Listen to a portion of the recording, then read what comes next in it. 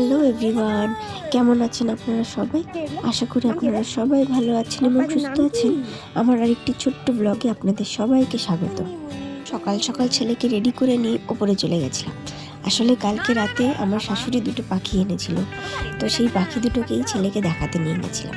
পাখি দুটোর আমি নাম রেখেছি চুন্নি মুন্নি। তো আমার ছেলে তো খুব খুশি হয়েছে দেখে, আর ওদেরকে খালি ডাকছে চুন্নি মুন্নি করে। ওদের লেজগুলো ধরে খালি টানাটানি করছে। ওদের যে ট্রেতে খাবার দিয়েছে সেই ট্রেগুলো বারবার বার করে নিচ্ছে।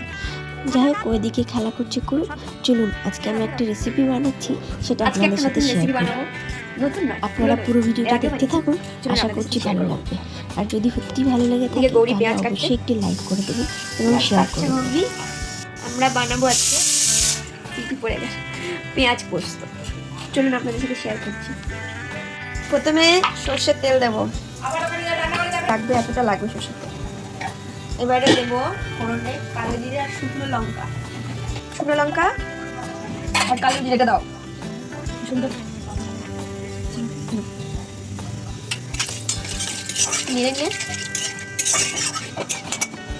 এর মধ্যে দিয়ে দেবো পেঁয়াজ।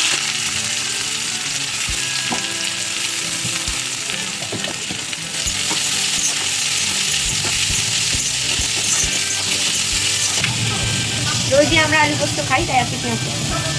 এবার একটু ভাজা ভাজা করতে হবে। এই পর্যায়ের মধ্যে একটু নুন দেবো, নুনটা অল্প দেবো, যদি অল্প নুন দিলাম। এটা একটু ভাজা ভাজা হোক। 4 চামচ পোস্ত নিয়েছি আর 2 চামচ তিল, সাদা তিল ঘরে ছিল ওইটা নিয়েছি, দিয়ে মিক্সিতে এই পেস্ট করা হয়ে গেছে। এবারে এর মধ্যে একটু হলুদ দিয়ে তারপরে পোস্তটা দেবো, এখন দেবো না, দেবো অল্প হলুদ, বেশি দেবো না, পরিমাণটা একটু কম। এবারে এর মধ্যে দেবো টমেটো,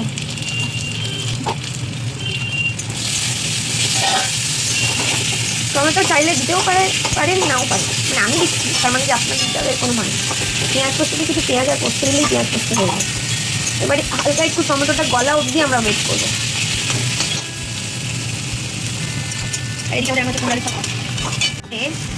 এই অবস্থাতে পোস্ত আর তিল বাটাটা দিয়ে দেবো, এর মধ্যে একটু জল দিয়ে ঘুরিয়ে দেওয়া হবে। নুন অ্যাড করবো, মোটামুটি জলটা শুকিয়ে এসছে, আরও একটু শুকাতে হবে। এই পর্যায়ে কাঁচা লঙ্কাটা দিয়ে দেবো।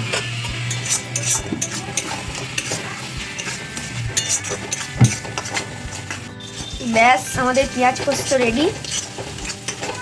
এবার এটাকে গরম গরম ভাত দিয়ে খেতে হবে, তবেই মজা আসবে।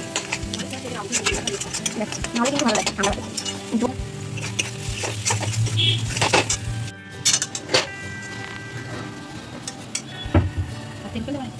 আমাদের পেঁয়াজ পোস্ত রেডি।